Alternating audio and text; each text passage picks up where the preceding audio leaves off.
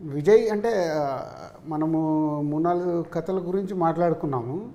So ఏది మెట్రలైజ్ అవ్వలే. సడన్గా నువ్వు నాకు ఇక ఈ ఐడియా గురించి చెప్పి పరిశ్రమని కలవమన్నావు.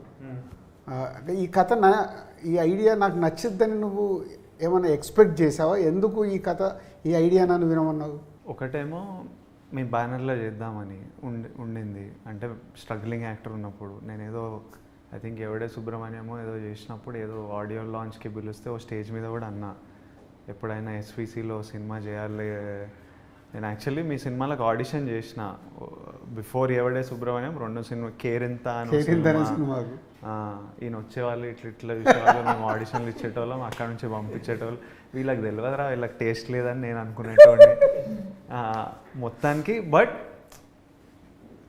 బ్యానర్ చూసినాం, సినిమాలు ప్రేమించినాం, మనిషిని చూసినాం, చేయాలి ఈ ప్రొడక్షన్ హౌస్లో అని ఉండేది. అండ్ దెన్ రాజు గారు గీతా గోవిందం అప్పటి నుంచి రెగ్యులర్, పెళ్లి చూపులు అప్పటి నుంచే రెగ్యులర్లీ మాట్లాడే వాళ్ళము, సినిమాలు చేద్దాం అనుకునే వాళ్ళం. నాకు స్క్రిప్ట్లు ఏవి సెట్ అయ్యేటివి కాదు. సో నాకు ఫస్ట్ ఆఫ్ ఆల్ ఇంట్రెస్ట్ రాజుగారితో చేయాలి, మన రిలేషన్షిప్ ఒకటి బిల్డ్ కావాలని.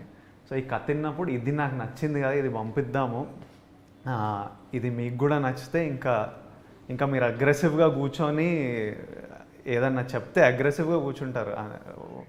ఆ క్వాలిటీ మీకు ఉంది కాబట్టి నేను ఇమీడియట్లీ మీకు పంపించాను. ఎందుకంటే ఈ లైన్ని కొన్ని రోజులు అయ్యిండే, లైన్ విన్నా కానీ అది ఫుల్ స్క్రిప్ట్ వస్తలేదు నాకు. సో నేను ఇంకా మీకు చెప్పి ఇంకా ఇమీడియట్లీ డైరెక్టర్కి కూడా ఒక కన్ఫర్మేషన్ ఇట్లా అవుతుంది అంటే అన్నీ జరుగుతాయి కదా అని